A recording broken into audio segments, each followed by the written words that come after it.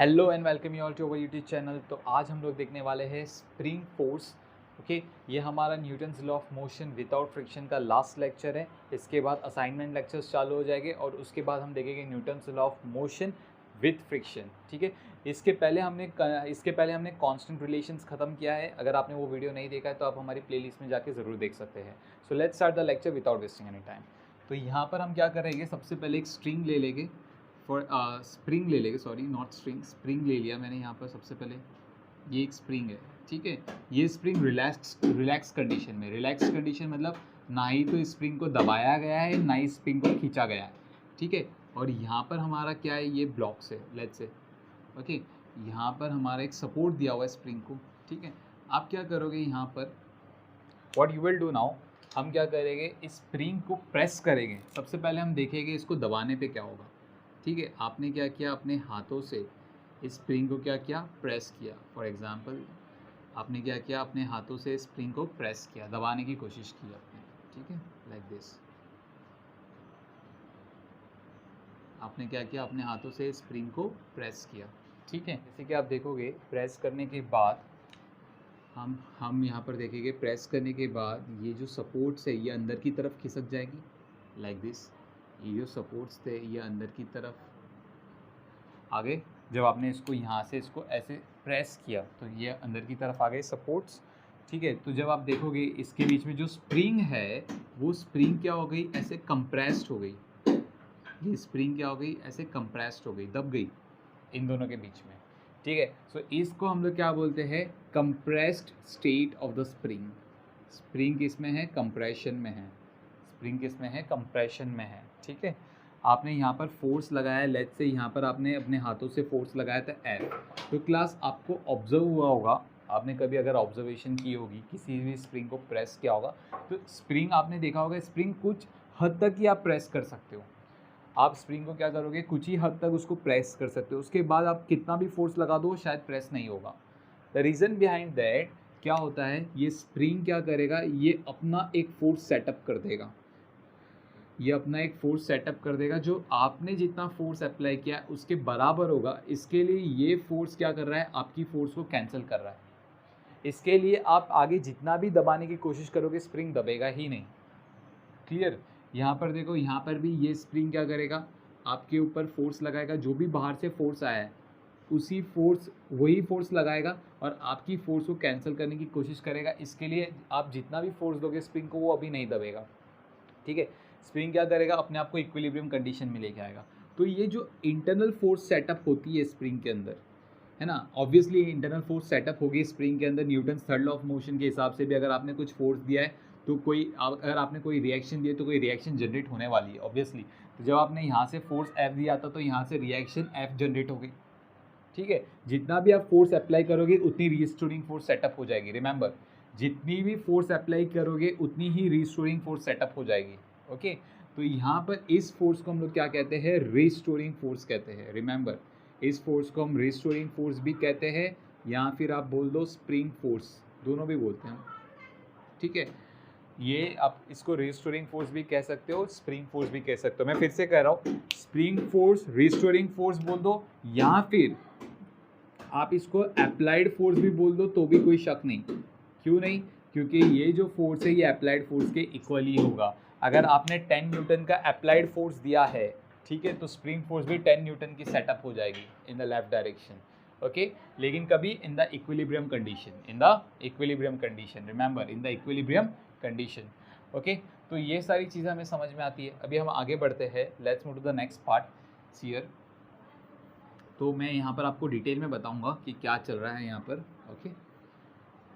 सो या तो जैसे कि यहाँ पर हम स्प्रिंग की कुछ स्टेट्स देखने वाले हैं, जैसे कि फॉर एग्जांपल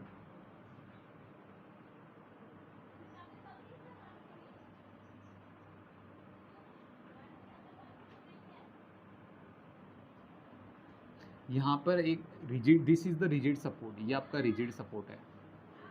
वॉल समझ लो, this is the wall and this is the floor, ठीक है। ये वॉल हो गया और ये आपका फ्लोर हो गया, ठीक है। ओके, यहाँ पर हम लोग क्या करेंगे, यहाँ पर मैं एक स्प्रिंग लूँगा, like this is a spring, और इस स्प्रिंग के साथ मैंने एक ब्लॉक कनेक्ट कर दिया है जिसका मास है m, जिसका मास कितना है m है। ठीक है, अभी हम क्या करेंगे, दो कंडीशंस हम पढ़ेंगे। इन द फर्स्ट कंडीशन मैंने क्या किया, इस ब्लॉक को पकड़ के बाहर की तरफ लेके गया। सो मैंने इस ब्लॉक को अगर पकड़ के बाहर की तरफ लेके गया तो आप देखोगे स्प्रिंग क्या हो गई, स्ट्रेच हो गई। स्प्रिंग क्या हो गई, स्ट्रेच हो गई, लाइक दिस। ये आपकी स्ट्रिंग क्या हो गई, स्ट्रेच हो गई, बाहर की तरफ निकल गया। तो यहाँ पर जब आप देखोगे तो इस ब्लॉक में डिस्प्लेसमेंट कितनी हो गई, जैसे कि आपने यहाँ पर देखा तो ब्लॉक में डिस्प्लेसमेंट कितनी है, the displacement x in the right direction. Displacement कितनी हो गई, एक्स हो गई, कहाँ पर, राइट डायरेक्शन में। ठीक है, तो ये तो चलो ये स्ट्रेचिंग पार्ट था। अभी मैं क्या करूँगा, इस ब्लॉक को अंदर की तरफ पुश करूँगा जिससे कंप्रेशन होगी, जिसकी वजह से क्या होगी, कंप्रेशन। सी स्प्रिंग दब गया आपका, सो this is a compression state. Okay, this is a compression, mass m, है ना। तो जब आप यहाँ पर देखोगे डिस्प्लेसमेंट कितनी है, यहाँ पर डिस्प्लेसमेंट है x। What is the direction of this displacement, ये डिस्प्लेसमेंट की डायरेक्शन कहाँ पर है, अंदर की तरफ है, दिस इज डिस्प्लेसमेंट x। ठीक है, यहाँ पर आपने फोर्स कहाँ पर अप्लाई किया था, अंदर की तरफ अप्लाई किया था। यहाँ पर आपने फोर्स कहाँ पर अप्लाई किया था, बाहर की तरफ अप्लाई किया था। ठीक है, आपने यहाँ पर ला के इसको रोक दिया, ऐसे होल्ड करके रखा है, होल्ड करके रखा है, मतलब आप कुछ इसको फोर्स से पकड़ के रखे हो। ठीक है, तो ये जो बॉडी है इक्विलिब्रियम कंडीशन में है, मतलब मान लो आपने यहाँ पर कितनी फोर्स से इसको पकड़ के रखा है, F फोर्स से। इस ब्लॉक पे आपने कितनी फोर्स लगाई है, F फोर्स लगाई है। तो ये स्प्रिंग भी क्या करेगा, अपने अंदर एक फोर्स सेटअप करेगा जो आपके फोर्स को बैलेंस करेगा, है ना। तभी तो ये स्प्रिंग फोर्स क्या करेगा, आपकी फोर्स को कैंसल आउट कर देगा, जिसकी वजह से ब्लॉक में कोई भी मोशन नहीं होगी और ब्लॉक वहीं का वहीं पे रहेगा।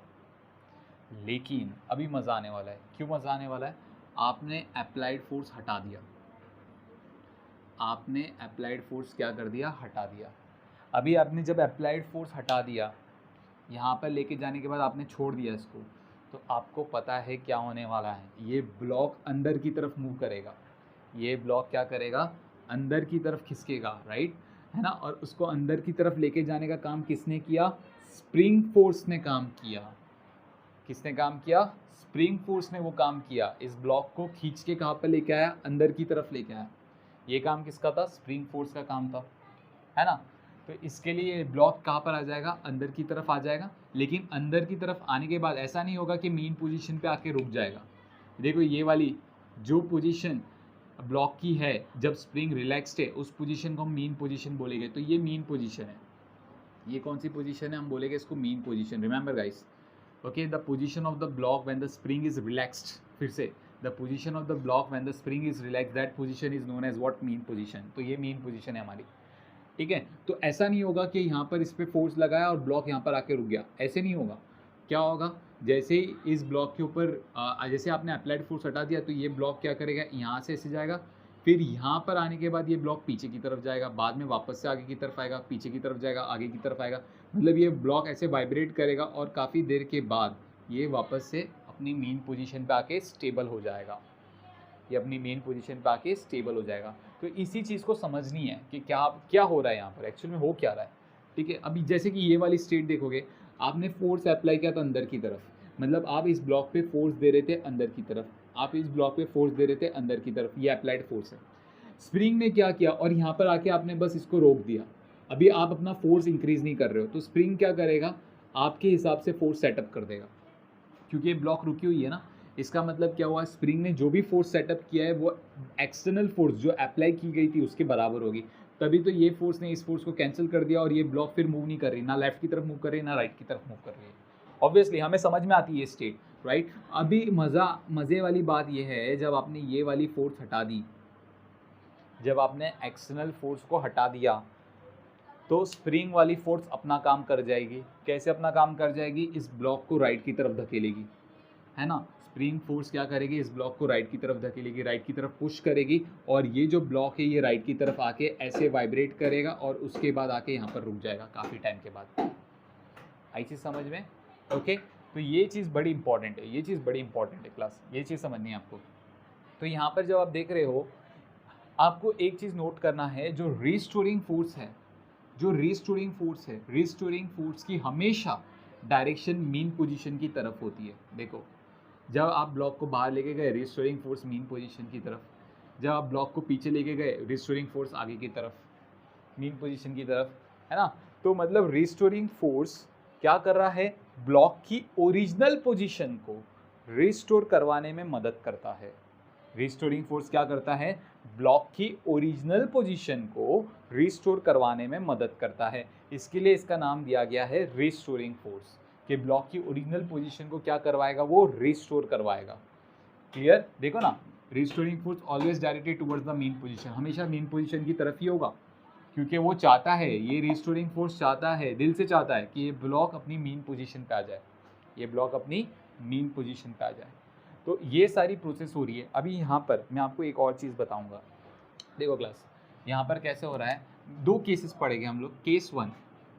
केस वन को स्टडी करेंगे, जहाँ पर केस वन में क्या है, जैसे कि ये हमारा रिजिड सपोर्ट है, मतलब मान लो ये रिजिड सपोर्ट से ये फ्लोर है, और यहाँ पर आपकी स्प्रिंग है, ये स्प्रिंग को आपने स्ट्रेच किया हुआ है, ठीक है, ये स्प्रिंग को आपने स्ट्रेच किया हुआ है लाइक दिस, ये ब्लॉक है हुज मास इज m, ठीक है, ये स्प्रिंग की मेन पोजीशन थी, ये स्प्रिंग की मेन पोजीशन थी, इसको आपने बाहर की तरफ खींचा है with a displacement of x1, with a displacement of x1, तो ऑब्वियसली इसमें एक रिस्टोरिंग फोर्स सेटअप हो जाएगा जो मेन पोजीशन की डायरेक्शन में होगा, दैट इज f, जो इस ब्लॉक को क्या करेगा, वापस से पीछे खींच के लेके आएगा। And in the second case 2, इसको f1 बोल देते हैं, ठीक है। केस 2 में क्या करेंगे हम लोग, that this is a floor, ये आपका फ्लोर है, ठीक है, ये वॉल है, तो यहाँ पर आपने क्या किया, ये स्प्रिंग को और ज़्यादा स्ट्रेच करवा दिया, बहुत ही बाहर स्ट्रेच करवा दिया आपने स्प्रिंग को लाइक दिस, ठीक है। तो ये मास m है ना, ये इसका मेन पोजीशन था। देखो अभी डिस्प्लेसमेंट कितनी हो गई स्प्रिंग की, काफ़ी ज़्यादा डिस्प्लेसमेंट हो गई x2, और रिस्टोरिंग जो फोर्स है दैट इज f2 ले लेते हैं। तो मेरा एक सिंपल सा शॉर्ट क्वेश्चन है आपके लिए, एक बहुत सिंपल क्वेश्चन है। क्वेश्चन ये है कि इन the first case displacement x1 कम था, सेकेंड केस में डिस्प्लेसमेंट x2 बहुत ज़्यादा है, तो मुझे बताओ f1 और f2 में से कौन ज़्यादा होगा, मतलब रिस्टोरिंग फोर्स 1 और रिस्टोरिंग फोर्स 2 में से कौन सी फोर्स ज़्यादा होगी, ये आपको मुझे बताना है। तो ऑब्वियसली डायग्राम देख के दिखेगा कि यहाँ पर ज़्यादा फोर्स लगानी पड़ेगी ताकि ब्लॉक की ओरिजिनल पोजीशन को रिस्टोर करवाना है, यहाँ पर मुझे कम फोर्स लगानी पड़ेगी ताकि मुझे, मतलब स्प्रिंग को कम फोर्स लगानी पड़ेगी, यहाँ पर स्प्रिंग को कम फोर्स लगानी पड़ेगी इस ब्लॉक पे to restore its original position, यहाँ पर स्प्रिंग को ज़्यादा फोर्स लगाना पड़ेगा to restore its original position. तो इससे क्या समझ में आता है, इससे क्या समझ में आता है कि अगर डिस्प्लेसमेंट बढ़ा हुआ, डिस्प्लेसमेंट अगर बढ़ा हुआ तो रिस्टोरिंग फोर्स का वैल्यू भी बढ़ा होगा, अगर डिस्प्लेसमेंट कम हुआ तो रिस्टोरिंग फोर्स का वैल्यू भी कम होगा, है ना। आपको समझ में आता है, जैसे कि आप ब्लॉक को बहुत बार लेके गए और रिलीज करेंगे तो ब्लॉक तुरंत ऐसे वाइब्रेट करेगा लाइक दिस, और फाइनली क्या करेगा, अपनी मेन पोजीशन पे आ जाएगा लाइक दिस, ऐसे। और जब आप ब्लॉक को हल्का सा बाहर लेके गए तो ब्लॉक क्या करेगा, ऐसे ऑसिलेट करेगा, फिर बाद में अपनी मेन पोजीशन पे आएगा, ठीक है। ओके, तो यहाँ पर जब देख रहे हो आप, यहाँ पर आप ध्यान से देखोगे एक कंसेप्ट, यहाँ पर मैं कहूँगा दैट रिस्टोरिंग फोर्स जो भी होगा it is directly proportional to displacement. जितना ज़्यादा डिस्प्लेसमेंट, जैसे कि हमने यहाँ पर देखा है, जितना ज़्यादा डिस्प्लेसमेंट उतना ज़्यादा रिस्टोरिंग फोर्स, जितना कम डिस्प्लेसमेंट उतना कम restoring force, but with negative sign. Negative sign क्यों, negative sign indicates that restoring force and displacement are oppositely directed, तो आप देखोगे that restoring force and displacement are oppositely directed। देखो यहाँ पर restoring force F2 अंदर की तरफ था, X2 बाहर की तरफ था, है ना, F2 लेफ्ट की तरफ था, X2 राइट की तरफ था। यहाँ पर जब आप देखोगे F1 लेफ्ट की तरफ है, X1 राइट की तरफ है, यहाँ पर भी देख सकते हो आप X लेफ्ट की तरफ है, F राइट की तरफ है, यहाँ पर भी देख सकते हो F लेफ्ट की तरफ है और X देखो राइट की तरफ है, डिस्प्लेसमेंट राइट की तरफ थी। तो ये दोनों ऑपोजिट डायरेक्शन में है, इसके लिए यहाँ पर कौन सी साइन आती है, नेगेटिव साइन आती है। तो therefore I will write down F, proportionality sign हटाने के लिए हमें कांस्टेंट डालना पड़ेगा, that is K, and this K is known as a spring constant. इसको हम लोग क्या बोलते हैं, स्प्रिंग कांस्टेंट बोलते हैं। Okay, F is equals to minus K X. Okay, तो ये हमारा किसका फॉर्मूला आ गया, ये हमारा फॉर्मूला आ गया for the spring force, very simple formula. ठीक है, अभी यहाँ पर क्लास ध्यान से देखो, के का वैल्यू जो होगा it is nothing but what F upon x. के कैन नॉट बी नेगेटिव, इसके लिए नेगेटिव साइन को हमने निगलेक्ट कर दिया है। ठीक है, के नेगेटिव नहीं हो सकता। के का वैल्यू क्या हो जाएगा, एफ अपॉन एक्स। थोड़ा सा स्प्रिंग कांस्टेंट पे चर्चा करते हैं हम लोग, थोड़ा सा स्प्रिंग कांस्टेंट पे बातें करते हैं। ठीक है, तो अगर मैं कहूँ कि एसआई यूनिट क्या होगा, SI unit of spring constant के इज़, फोर्स की एसआई यूनिट क्या होती है, न्यूटन, और डिस्प्लेसमेंट की यूनिट क्या होती है, मीटर। तो के का वैल्यू क्या हो गया, के की यूनिट क्या हो गई, न्यूटन पर मीटर। ये इसका क्या है, एसआई यूनिट है। ठीक है, तो जब अब मैं इसकी डायमेंशंस की बात करूँगा, डायमेंशंस भी देख लेते हैं।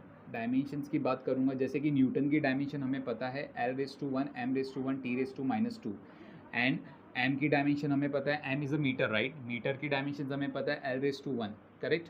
तो यहाँ पर जब मैं इसको सॉल्व करूँगा तो k का डायमेंशन क्या आएगा, L⁻⁴ M⁻⁴ and T⁻², that is the dimensions of k। ये एक चीज़ हो गई।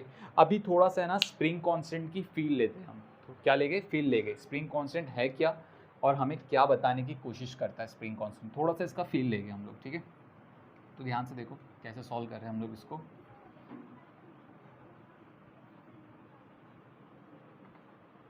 Late me rub this part, जिससे हमें अच्छी खासी स्पेस मिल जाए। ठीक है, अभी यहाँ पर देखो क्लास, जैसे कि ये मैं आपको एक एग्जांपल दूंगा। हमारी पेन में एक स्प्रिंग होती है ना, आप जो पेन यूज़ करते होगे उस पेन में एक स्प्रिंग्स होती है, कुछ पेन्स में, है ना। तो वो स्प्रिंग काफ़ी लाइट होती है। जैसे कि मतलब मान लो ये स्प्रिंग है, पेन की स्प्रिंग है। ठीक है, this is a spring of pen.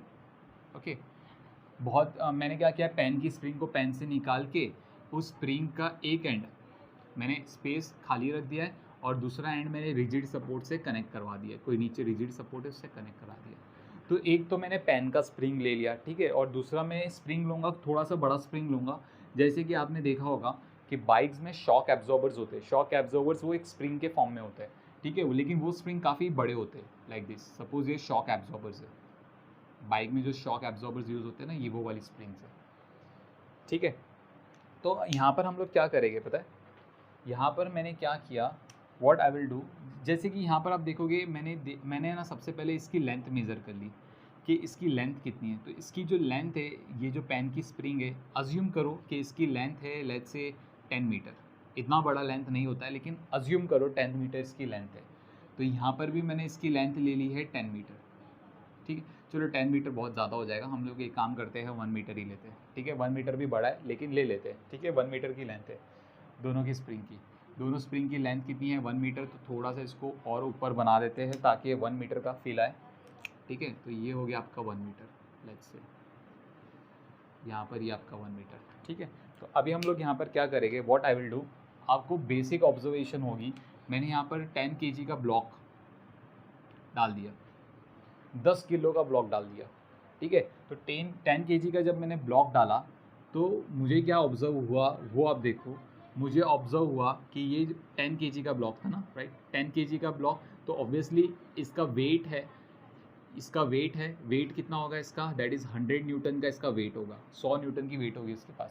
यही वेट क्या करेगा, स्प्रिंग को कंप्रेस करेगा। यही वेट क्या करेगा, स्प्रिंग को कंप्रेस करेगा। देखो अभी इस वेट की वजह से ये जो स्प्रिंग थी ये कंप्रेस हो गई, लाइक दिस, बहुत ज़्यादा ही कंप्रेस हो गई कुछ, क्योंकि इतनी वेट को झेल नहीं पाया ये, है ना।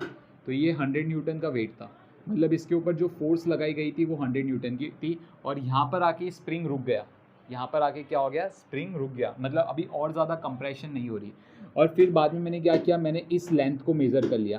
तो ये वाली जो लेंथ आ रही है मुझे कितनी आ रही है, 10 सेंटीमीटर आ रही है ना। 1 मीटर मतलब कितना था, 100 सेंटीमीटर था, राइट।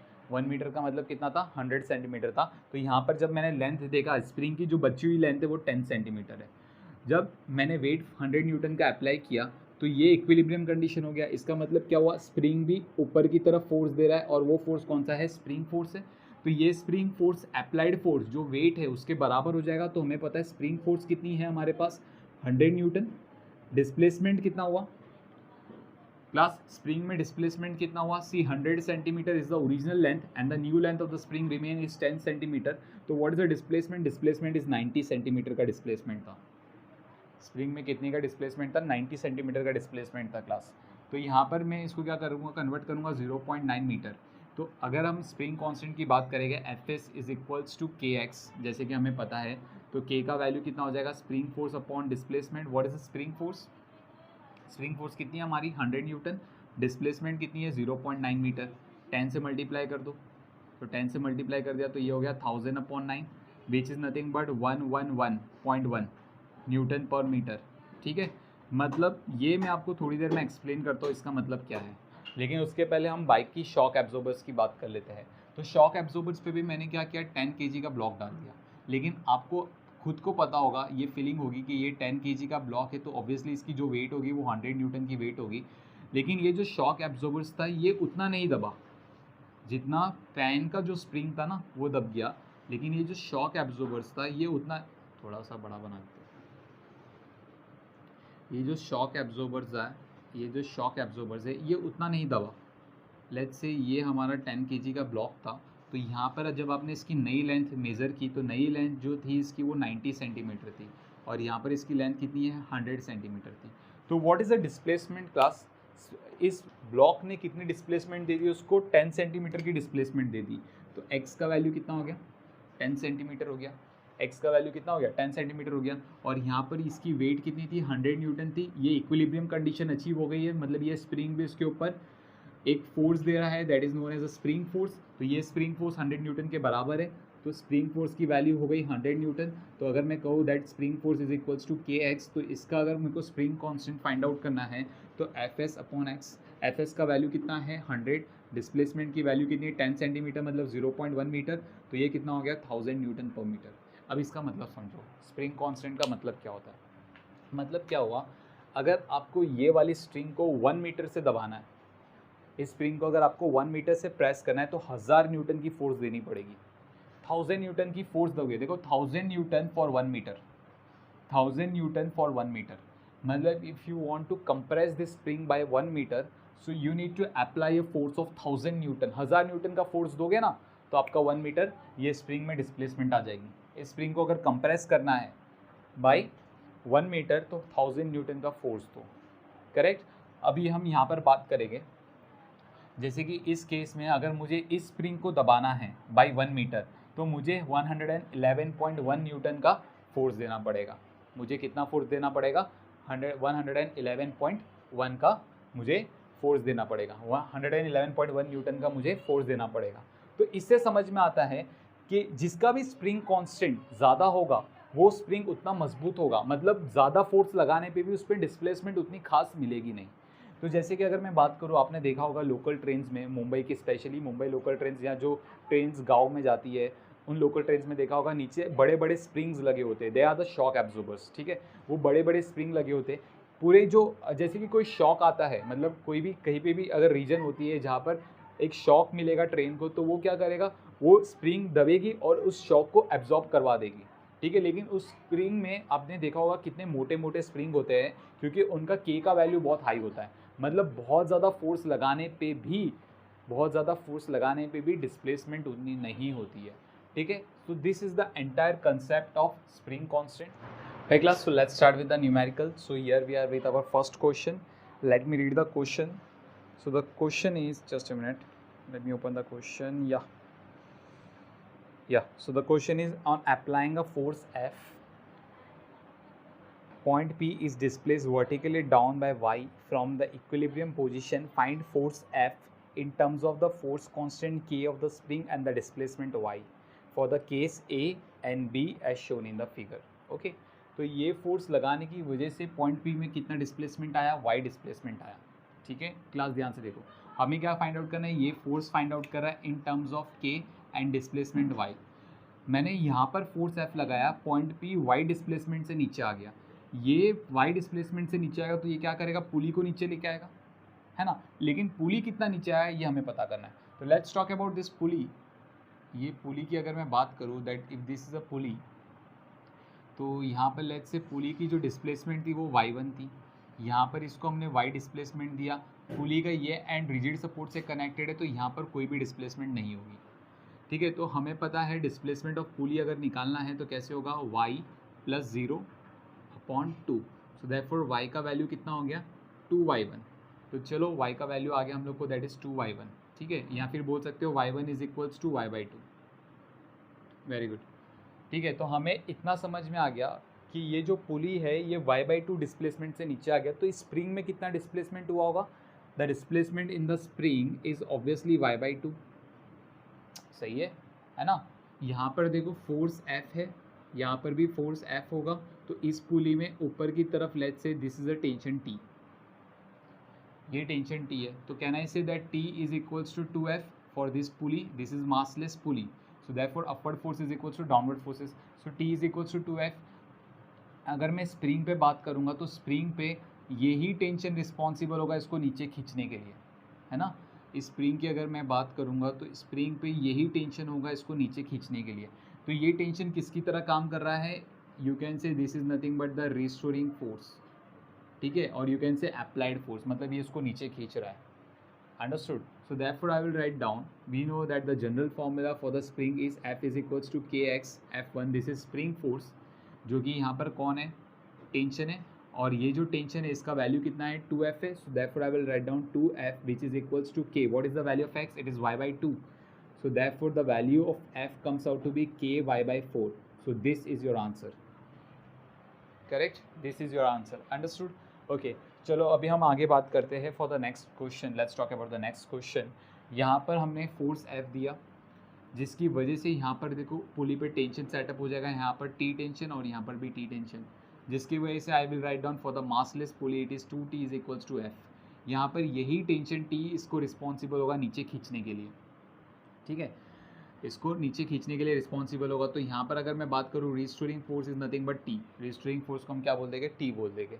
यहाँ पर देखो मैंने ये फोर्स लगा के इसमें डिस्प्लेसमेंट दे दी, कितने की डिस्प्लेसमेंट दे दी? y की डिस्प्लेसमेंट दे दी, है ना? तो अगर ये जो पुली है y डिस्प्लेसमेंट से नीचे आएगा, ध्यान से देखो class, if this pulley is moving with the displacement of y, तो लेट्स से यहाँ पर ये एंड तो फिक्स है ना, तो यहाँ पर कोई भी डिस्प्लेसमेंट नहीं है, ऑब्वियसली जो डिस्प्लेसमेंट होगी वो यहाँ पर होगी, that is in this direction, I will write down that this displacement is y1, है ना? तो जब हम इसका रिलेशन निकालेंगे that y is equals to y1 plus 0/2, तो y1 का वैल्यू कितना हो गया? 2y हो गया, y1 का वैल्यू कितना हो गया? 2y हो गया, करेक्ट?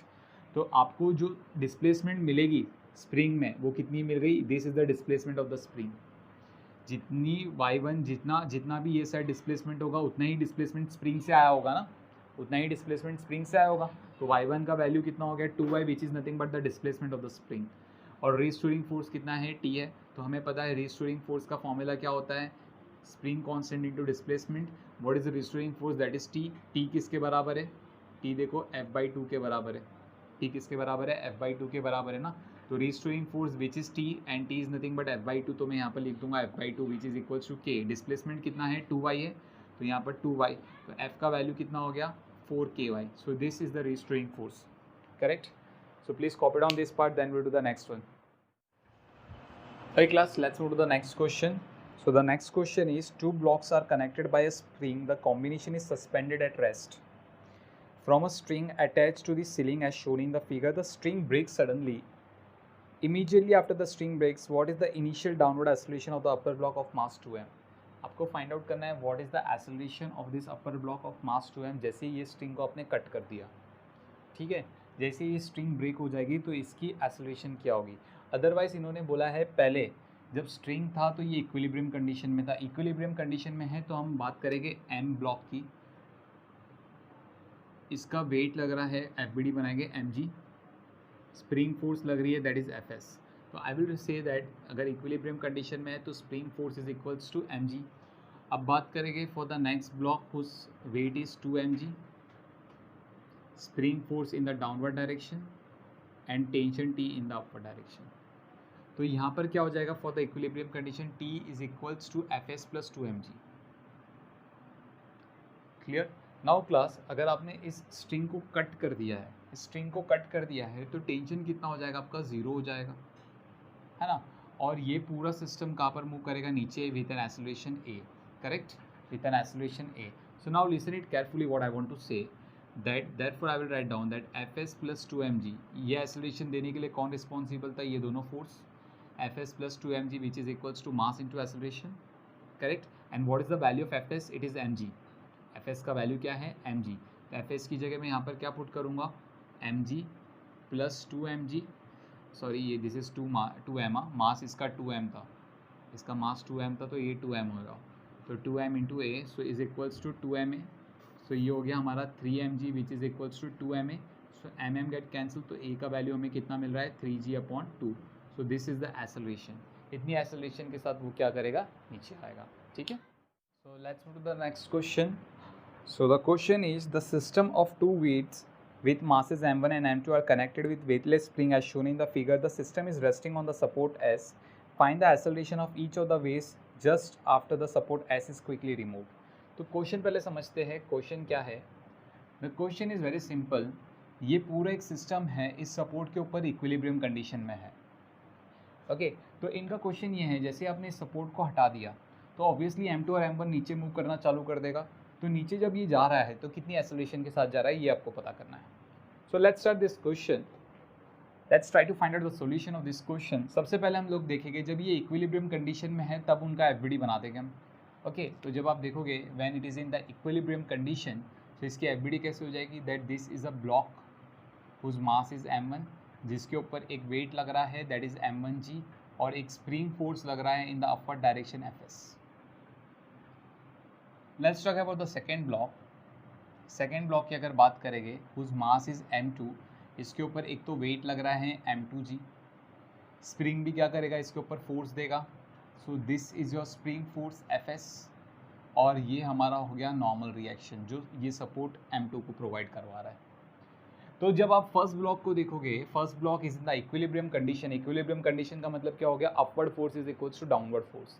तो अपवर्ड फोर्स क्या है यहाँ पर fs and the downward force is m1g, तो हमें स्प्रिंग फोर्स की वैल्यू आ गई, करेक्ट। अभी जैसे आपने इस सपोर्ट को हटा दिया, okay, this block will move down, let's say this block moves down with an acceleration a2 and this block is moving down with an acceleration a1। तो जब ये ब्लॉक एक्सेलरेशन a2 के साथ नीचे मूव कर रहा है और आपने जैसे ये सपोर्ट हटा दिया, ओके, जैसे ये सपोर्ट हटा दिया तो नॉर्मल रिएक्शन कितना हो जाएगा, नॉर्मल रिएक्शन जीरो का, कोई भी नॉर्मल रिएक्शन प्रोवाइड नहीं होगा m2, जिसकी वजह से हम लोग बोलेंगे that fs plus m2g net force is nothing but m2a2. What is the value of fs? It is nothing but m1g. So therefore m1g plus m2g is equals to m2a2, है ना। तो a2 का value कितना हो गया, it is m1 plus m2g upon m2. So that is the value of a2. Now let's talk about the value of a1. So when we talk about the value of a1, apply the Newton's second law of motion, net force m1g minus fs which is equals to m1a1. So therefore what is the value of fs, m1g. So putting the value of fs, m1g minus m1g is equals to m1a1. So therefore acceleration a1 comes out to be 0 meter per second square. So this is the acceleration of the first block.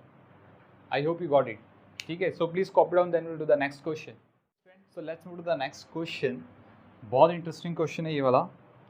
So the question is 4 blocks and 2 springs are arranged as shown in figure. The system is at rest. Determine the acceleration of all the loads immediately after the lower thread keeping the system in the equilibrium has been cut. Assume that the threads are weightless, the mass of the pulley is negligible small and there is no friction at the point of suspension.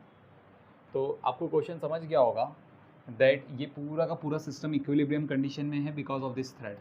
लेकिन जैसे आप इस thread को cut करोगे तो equilibrium condition ख़राब हो जाती है, मतलब इक्विलिब्रियम कंडीशन सही नहीं बैठती फिर। क्यों? क्योंकि ये वाला जो पार्ट है ये नीचे की तरफ मूव करेगा और ये ऊपर की तरफ मूव करेगा, correct. Okay, now class listen it carefully what I want to say that according to this, यहाँ पर जब इक्विलिब्रियम कंडीशन सेटअप हो जाती है तो इक्विलिब्रियम कंडीशन सिर्फ एक ही कंडीशन पे सेटिस्फाई होगी, if m1 plus m2 is greater than m3 plus m4। अगर इन दोनों की मास से ज़्यादा होगा, है ना, तभी तो ये सिस्टम, ये वाला जो पार्ट है, लेफ्ट साइड वाला पार्ट है, ये नीचे आने की कोशिश करेगा और ये ऊपर आने की कोशिश करेगा। लेकिन इस सिस्टम को, जो राइट साइड वाला है, इस सिस्टम को ये थ्रेड रोकती है। अगर ये सिस्टम भारी होता, राइट वाला सिस्टम का मास ज़्यादा होता है as compare to the left वाला सिस्टम, तो ऑब्वियसली ये नीचे आ जाता और ये जो थ्रेड है ये ट्विस्ट हो जाती, विल्ड हो जाती, है ना। तो इससे समझ में आता है कि m1 प्लस m2 ये वाला side is greater than m3 plus m4 to keep in the equilibrium condition, okay तो अभी हम लोग बात करेंगे जब ये इक्विलिब्रियम कंडीशन में है तो इसके ऊपर कौन सी फोर्सेस लग रही है. Okay so let's make a FBD of all the 4 blocks. Let's make it. So suppose यहाँ पर this is block whose mass is m1. कौन सी फोर्स लग रही है m1 पे? उसका खुद का वेट दैट इज m1g. उसके बाद स्प्रिंग फोर्स fs1 करेक्ट, और ऊपर टेंशन T, या दैट टेंशन T ले लेते हैं. Okay T. Now let's talk about the block whose mass is m2. so therefore the block whose mass is m2 weight m2g है ना. उसके बाद स्प्रिंग फोर्स इसको ऊपर की तरफ पकड़ के रखा है, उसको नीचे नहीं जान दे रहा. So this is spring force fs1. Next we will talk about the block number 3. Okay so whose mass is m3, तो इसका खुद का weight that is m3g and the spring force that is fs2 and the tension T in the upward direction. Let's say this tension, yeah, T tension, because यहाँ पर tension same होगा. Yeah, correct. So next is block M4. This is block M4. इसका खुद का weight that is M4G. Tension भी T नीचे act करेगा because of this string. Tension T1 लेंगे, डिफरेंट टेंशन होगा as compare to this one because this two are different strings correct. और यहाँ पर spring force that is fs2. ये conditions आपको मिल रही है. ठीक है, तो यहाँ पर न्यूटन्स की लॉ लगा देंगे for the equilibrium condition. We know that upward force is equals to downward force. तो यहाँ पर जब आएंगे हम लोग, so therefore I can see that T is equals to m1g plus fs1. And यहाँ पर जब देखेंगे fs1 is equals to m2g. यहाँ पर जब देखेंगे that T is equals to m3g plus fs2. यहाँ पर जब देखेंगे तो यहाँ पर क्या हो गया, fs2 is equals to m4g plus T1. तो मुझे ये इक्वेशंस आ रही है. ठीक है, on applying the Newton's law. So if you will C, if I put the fs1 का वैल्यू इन दिस इक्वेशन, तो टेंशन कितना हो गया, m1g plus m2g. This is the tension acting, ये टेंशन एक्ट कर रही है. ठीक है, और यहाँ पर जब fs2 की वैल्यू आप पुट करोगे, सो टेंशन यहाँ पर कितनी हो जाएगी, this is m3g plus m4g plus T1 correct. ये fs2 की वैल्यू जो आपने यहाँ पर पुट कर दी, तो ये टेंशन हो गई. ओके चलो, यहाँ पर ये चीज़ समझ में आती है. अभी हम क्या करेंगे, इस थ्रेड को कट कर देंगे. तो मतलब मान लो मैंने इस थ्रेड को कट कर दिया लाइक दिस. तो जब ये थ्रेड कट हो गई, हमें पता है m4 ऊपर की तरफ मूव करेगा, m3 भी ऊपर की तरफ मूव करेगा, m1 नीचे की तरफ और m2 नीचे की तरफ. तो जब आप देखोगे, जब आपने थ्रेड को कट कर दिया, तो यहाँ पर if you will C, m1 is moving in the downward direction with an acceleration a1. m2 is also moving in the downward direction, let's say with an acceleration a2. m3 is moving in the upward direction with an acceleration a3, and m4 is also moving in the upward direction acceleration a4. Forces तो same होगी, सिर्फ यहाँ पर T1 का value zero हो जाएगा क्योंकि tension वहाँ पर हमने स्ट्रिंग को क्या कर दिया, कट कर दिया. तो ये T1 जीरो हो जाएगा, बाकी सब कुछ सारी फोर्सेस सेम होने वाली.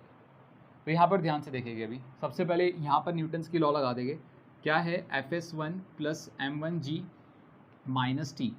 fs1 plus m1g minus T which is equals to m1a1 है ना. What is the value of fs1, it is m2g. तो fs1 की वैल्यू पुट करेंगे m2g plus m1g. What is the value of tension, if you will see m1g plus m2g which is equals to m1a1. So if you will see this and this part get cancelled, पूरा cancel हो गया. तो therefore a1 का value आ गया, चलो 0 metre पर second square. कोई भी एक्सेलरेशन नहीं है. सही है. अब बात करेंगे ये वाले सिस्टम की, सेकेंड ब्लॉक की बात करेंगे. तो सेकेंड ब्लॉक में अगर आप नेट फोर्स लगा दोगे तो m2g minus fs1 is equals to m2a2. What is the value of fs1? It is m2g. So therefore I will write down m2g minus m2g is equals to m2a2. m2g get cancel. So a2 का value कितना आ गया, it is 0 metre पर second square. a2 का value भी 0 आ रहा है. Now let's talk about the block 3. So block 3 के लिए यहाँ पर जब आप देखोगे, नेट फोर्स लगा दोगे, so T minus m3g minus fs2, T minus m3g minus fs2 is equals to m3a2, is equals to m3a2. तो टेंशन की वैल्यू जब आप देखोगे m1g प्लस m2g, तो ये टेंशन की वैल्यू मैं पुट करूँगा, that is m1g plus m2g minus m3g minus, है ना, and fs2 which is equals to m3, sorry this is a3, m3a3 correct. Okay, so class हमें ये इक्वेशन मिल रही है यहाँ पर, if you will see this is my equation. अभी हम यहाँ पर क्या करेंगे, सबसे पहले लेट्स कम ओवर हियर। यहाँ पर हम नेट फोर्स लगा देंगे फोर्थ ब्लॉक पे। तो फोर्थ ब्लॉक पे जैसे आप नेट फोर्स लगा दोगे तो क्या मिलेगा, Fs2 minus M4G is equals to M4A4, या that is the value. And what is the value of Fs2? यहाँ से देखो Fs2 की वैल्यू निकालना थोड़ा सा मुश्किल हो जाएगा, लेकिन हम लोग निकालेंगे। देखो कैसे, क्योंकि Fs2 की वैल्यू T1 में आ रही है, T1 एक और अननोन है, तो ये हमें प्रॉब्लम क्रिएट करेगा। ठीक है, तो Fs2 की वैल्यू कैसे निकालेंगे, Fs2 if you will C from this equation it is T minus M3G। What is the value of T? M1G plus M2G। तो मैं यहाँ पर लिख दूंगा M1G plus M2G and minus M3G। ठीक है, सो that is the value of Fs2। ये Fs2 की वैल्यू है। जब आप ये वैल्यू यहाँ पर पुट करोगे, सबसे पहले यहाँ पर पुट कर लो M1G plus M2G minus M3G। Fs2 की वैल्यू पुट करोगे this equation, that is M1G plus M2G minus M3G which is equals to M3A3। तो if you will see this one and this one and this one get cancelled, तो A3 का value भी कितना आ रहा है, 0 metre पर second square आ रहा है। Fs2 की वैल्यू, ये वाली वैल्यू यहाँ पर पुट करो। तो जब यहाँ पर पुट करोगे तो M1G plus M2G minus M3G minus M4G is equals to M4A4। So your final A4 की एक्सेलरेशन क्या हो जाएगी, M1 plus M2 minus M3 minus M4 and G को बाहर ले लो upon M4। So this is the acceleration of A4। सो A1 का 0, A2 का 0, A3 का भी 0, A4 का वैल्यू कुछ आ रहा है। Okay, so please copy down this question, then we'll do the next one. So let's move to the next question. This question is very interesting. So the question is, the system shown in the figure is in equilibrium. Find the acceleration of the blocks A, B and C, all of equal masses at the instant when the springs between ceiling and A is cut. Supposition B, the string between A and B is cut. Supposition C, the spring between B and C is cut. Also find the tension in the string in the above three cases. तो question क्या है, पहले उस चीज़ को समझो। हम ये पूरा सिस्टम अभी इक्विलिब्रियम कंडीशन में है, लेकिन जब मैंने स्प्रिंग को कट कर लिया, the first spring this one जो ए और रिजिड सपोर्ट के बीच में है, तो ये पूरा सिस्टम नीचे जाएगा। तो हमें फाइंड आउट करना है what is the acceleration of block A, acceleration of block B, acceleration of block C, और इनके बीच में जो टेंशन है वो भी पता करो। ठीक है, तो उसके बाद हमने क्या बोला है कि सेकेंड सब क्वेश्चन में इस स्ट्रिंग को कट कर दिया, तो फाइंड आउट करो what is the acceleration of block A, acceleration of block B, acceleration of C and tension T. उसके बाद इस स्प्रिंग को कट कर दिया है, तो पता करो ए और बी का एक्सेलरेशन क्या है, सी का एक्सेलरेशन क्या है, और इनके बीच में टेंशन क्या है। ये चीज़ें पता लगानी है आपको। ठीक है, so let's start this part. Listen class carefully. सबसे पहले हम बात करेंगे इनकी FBD की, इनका फ्री बॉडी डायग्राम बनाएंगे। तो फ्री बॉडी डायग्राम में सबसे पहले हम बात करेंगे ब्लॉक ए की। तो ब्लॉक ए पे कौन सी फोर्सेस लग रही है, एक तो इसका खुद का फोर्स, खुद का वेट mg, उसके बाद tension T in the downward direction, और ऊपर स्प्रिंग फोर्स लग रही है that is Fs1। So this is for block A. Next we will see for block B. Block B में कौन सी फोर्स लग रही है, Fs2 लग रही है, spring force in the downward direction. उसके बाद इसका खुद का वेट दैट इज mg, उसके बाद ऊपर टेंशन T लग रहा है। ठीक है, उसके बाद बात करेंगे ब्लॉक सी की। तो जब ब्लॉक सी की हम बात करेंगे, so for the block C इसका खुद का वेट दैट इज mg, और ऊपर स्प्रिंग फोर्स लग रहा है दैट इज Fs2। ठीक है, so this is for block C.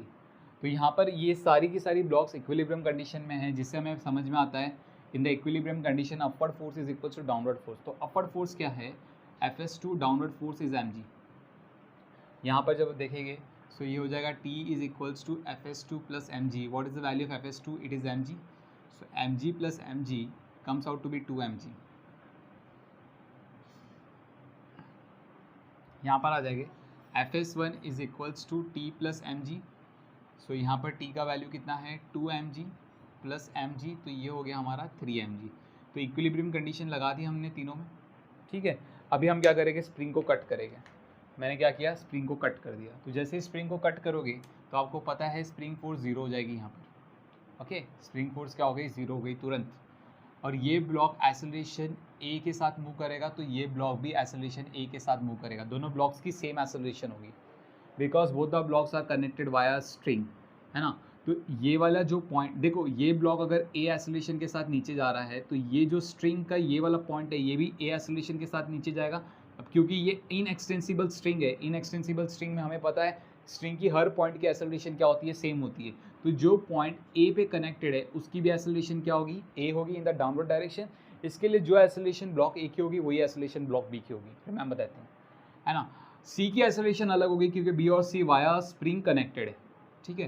तो यहाँ पर मैं बोल दूंगा दैट स्प्रिंग की एक्सेलरेशन, ब्लॉक सी की एक्सेलरेशन इज ए सी बोल दो चलो, है ना। तो यहाँ पर अभी नेट फोर्स लगा देंगे, तो नेट फोर्स के according M G minus F S two which is equals to M A सी।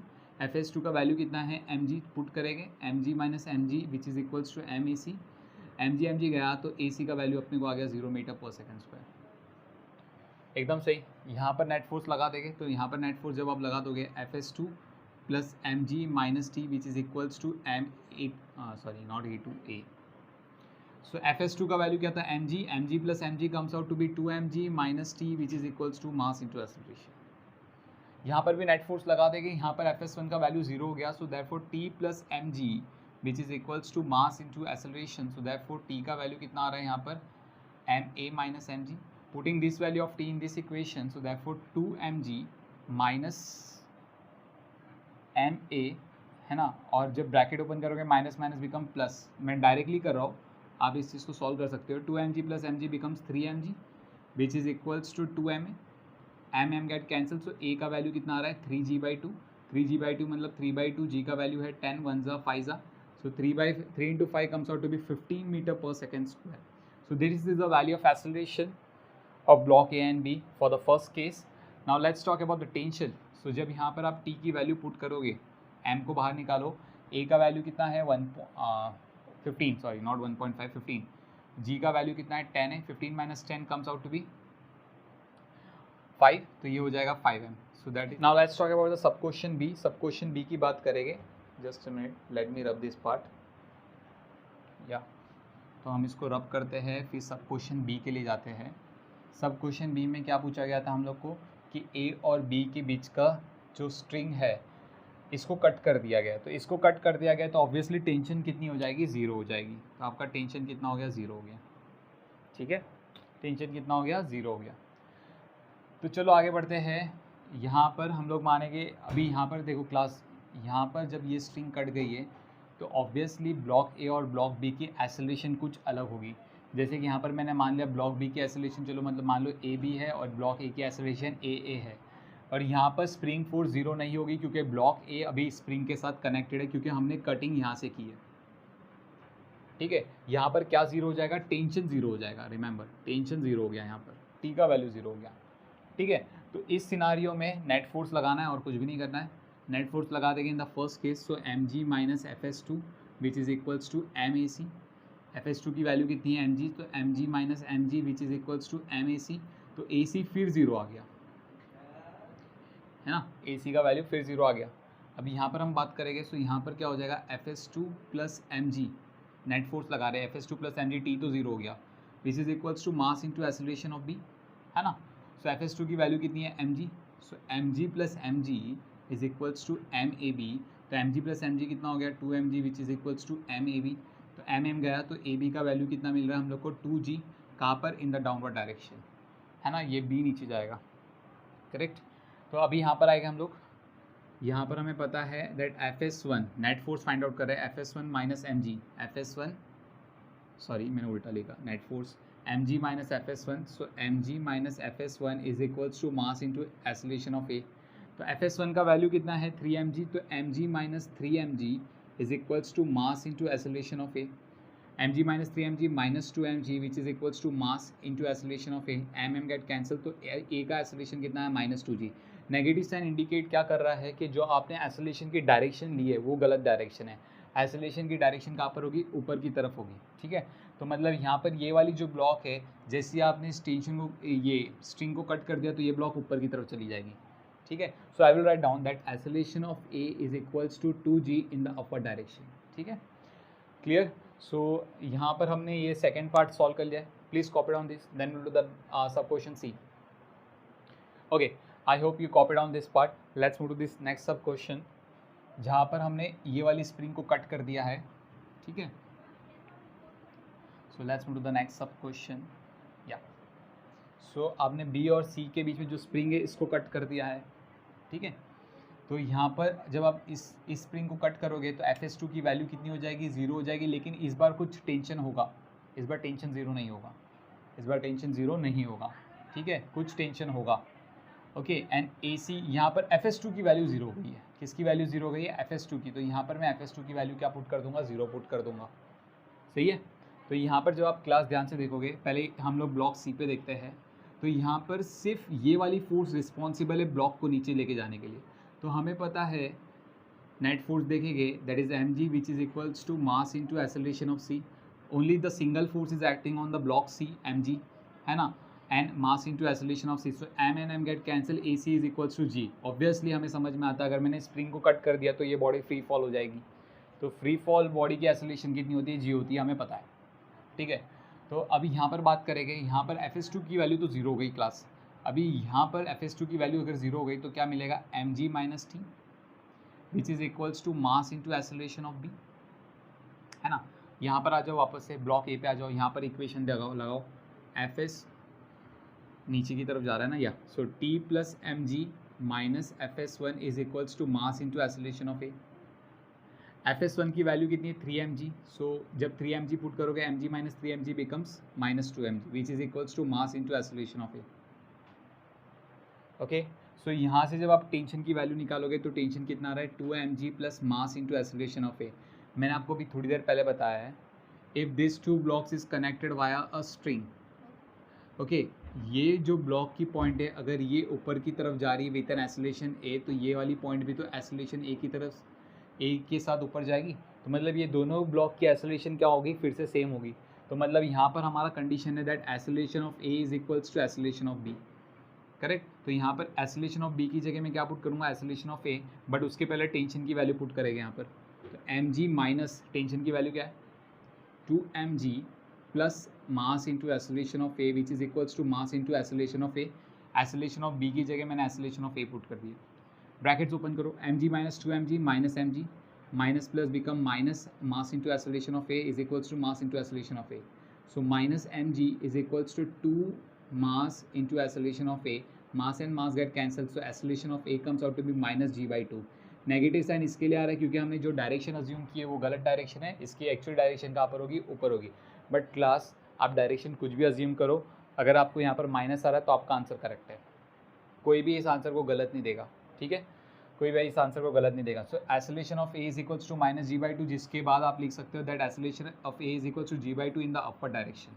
आप यहाँ पर डायरेक्शन बता सकते हो कि ये ऊपर की तरफ है। एक्सेलरेशन ऑफ बी भी, दोनों की एक्सेलरेशन सेम होगी, करेक्ट। अब बात करेंगे टेंशन की, यहाँ पर एक्सेलरेशन ऑफ ए की वैल्यू पुट कर देंगे हम लोग, therefore t is equals to 2mg plus m। Acceleration of a कितना है, minus g/2, okay, minus g/2। आप प्लस g/2 मत डाल देना, माइनस g/2 डालना, क्योंकि हमने यहाँ पर डायरेक्शन नीचे की तरफ अज्यूम की थी, ठीक है। और ये जो आंसर है ये आपका ऊपर की तरफ है डायरेक्शन, ठीक है। तो कन्फ्यूज़ नहीं होना है यहाँ पर, ओके। आपने जो डायरेक्शन अज्यूम की है और जो ये आपने अज्यूम करके आपकी वैल्यू ये आ रही है ना, तो आपको यही वैल्यू पुटअप करनी है, ठीक है। तो प्लस माइनस बिकम माइनस, सो ये हो गया 2mg minus mg/2। So 2 to ज़ 4, 4 minus 1 it becomes 3, so 3mg/2, so that is your answer, ठीक है। सो ये आपका टेंशन आ गया। तो सबको कॉपी करो, उसके बाद हम नेक्स्ट क्वेश्चन के लिए जाते हैं, आगे बढ़ते हैं। Next question, question is, let me open the question, yeah. So question is, two blocks of masses m1 and m2, okay, are in equilibrium. The block m2 hangs from a fixed smooth pulley by an inextensible string that is fitted with a light spring of stiffness k as shown in figure. Neglecting friction and mass of the string, find the acceleration of the bodies just after the string s is cut. मैं आपको question समझा देता हूँ। यहाँ पर ये वाली block M1 block एक स्ट्रिंग के थ्रू कनेक्टेड है वाया वॉल, ओके। ये वाली block M1 is connected through the string S with a wall, और फिर बाद में इसकी दूसरे एंड पे स्प्रिंग लगा हुआ है जो जाके M2 के साथ कनेक्टेड है, और ये पूरी कंडीशन इक्विलिब्रियम कंडीशन है। अभी इनका क्वेश्चन ये है, जैसे मैंने इस स्ट्रिंग को कट कर दिया, ओके, तो ये ऑब्वियसली M2 नीचे जाएगा और M1 राइट की तरफ जाएगा, तो इनकी एक्सेलरेशन क्या होगी ये आपको पता लगानी है। That is the question to you. So let's start this part. सबसे पहले इक्विलिब्रियम कंडीशन के लिए आप एफबीडी बनाओगे। सो यहाँ पर जब देखोगे, this is a block M2, this is a block M2 whose weight is m2g in the downward direction, okay. और यहाँ पर ऊपर टेंशन लगेगा दैट इज T, या फिर आप बोल सकते हो स्प्रिंग फोर्स, ये जो स्प्रिंग है ना, यही फोर्स आपको, ये स्प्रिंग इस ब्लॉक को पकड़ के रखा है ना ऊपर की तरफ, तो आप स्प्रिंग फोर्स बोल सकते हो उसको। ठीक है, यहाँ पर आप देखोगे कि this is a block whose mass is m1। ठीक है, इसका मास था m2। इस ब्लॉक के ऊपर कौन सा फोर्स लग रहा है? स्प्रिंग फोर्स लग रहा है इन द राइट की तरफ, और एक टेंशन लग रहा है लेफ्ट की तरफ। सही है। उसके बाद इसका खुद का वेट दैट इज़ m1g, जो नॉर्मल रिएक्शन उसको बैलेंस करवा रही है। चलो बढ़िया, सारी कंडीशन सेटिस्फाई है। तो यहाँ पर जब आप देखोगे, we know that if this is an equilibrium condition, so upward force is equal to downward force. तो एफ एस का वैल्यू हमें मिल गया, दैट इज m2g। यहाँ पर जब आप देखोगे कि F S which is equals to T which is equals to m2g। चलो करेक्ट। अभी हमने क्या किया? स्ट्रिंग को कट कर दिया। Now it's time to cut the string. So when you cut the string, obviously this block is moving in the downward direction with an acceleration a, let's say acceleration a1 a2, क्योंकि block 2 है तो a2 ले लिया, and this one is moving with an acceleration a1। ठीक है, तो बहुत ही simple question था ये। तो जब आप देखोगे यहाँ पर हम नेट फोर्स लगा देंगे, तो नेट फोर्स के हिसाब से क्या हो जाएगा? m2g minus F S which is equals to m2a2। What is the value of Fs? That is m2g. So m2g minus m2g which is equals to m2a2। तो m2g गया, तो m2a2 का वैल्यू आपको 0 आ रहा है, तो मतलब a2 का वैल्यू आपका 0 हो गया। देखो आ गया acceleration of the second block, है ना। अभी बात करेंगे what is the acceleration of the first block. First block is moving in the right direction with an acceleration a1। सो यहाँ पर देखो, जैसे आपने स्ट्रिंग कट कर दिया तो ये टेंशन तो 0 हो गई, कोई टेंशन ही नहीं है ना। तो यहाँ पर कोई टेंशन नहीं है, तो नेट फोर्स सिर्फ राइट की तरफ है। जब आप देखोगे तो net force that is F S which is responsible to give this acceleration, so which is m1a1। So therefore I will write down what is the value of F S, it is m2g which is equals to m1a1। तो आप जब देखोगे a1 का value कितना हो गया? m2g upon m1। So that is the acceleration of a1। तो इस तरीके से हम क्वेश्चन को सॉल्व करेंगे। So please copy down, then will do the next one. Okay student, so let's move to the next question. Very interesting question. आप question सुनो पहले। A smooth semicircular wire track of radius r is fixed in a vertical plane. One end of a massless spring of natural length 3r/4 is attached to the lowest point O of the wire track. A small ring of mass small m, which can slide on the track, is attached to the other end of the spring. The ring is held stationary off point P such that the spring makes an angle of 60 degrees with the vertical. The spring constant K is equals to mg by r. Consider the instant when the ring is released. Determine the tangential acceleration of the ring and the normal reaction between the ring and the track. Okay, amazing question guys, amazing question. The reason behind that, यहाँ पर जब आप देखोगे spring की natural length कितनी है? 3r/4। ठीक है, तो सबसे पहले आपको ये पता करना है कि ये स्प्रिंग स्ट्रेच्ड है, कंप्रेस्ड है, या अपनी नेचुरल लेंथ पे ही है। ठीक है, अगर ये स्प्रिंग अपनी नेचुरल लेंथ पे होगी तो ऑब्वियसली कोई भी स्प्रिंग फोर्स नहीं लगाएगा ये। ठीक है, तो सबसे पहले हम यही पता करेंगे क्या ये स्ट्रिंग को स्ट्रेच किया गया, क्या इस स्ट्रिंग को कंप्रेस किया गया, या फिर ये स्ट्रिंग अपनी नेचुरल लेंथ में। सबसे पहले ये चीज़ पता लगाओ। ठीक है, तो जब आप यहाँ पर देखोगे क्लास, वी नो दैट ये वाली जो लाइन है दिस इज द सेंटर।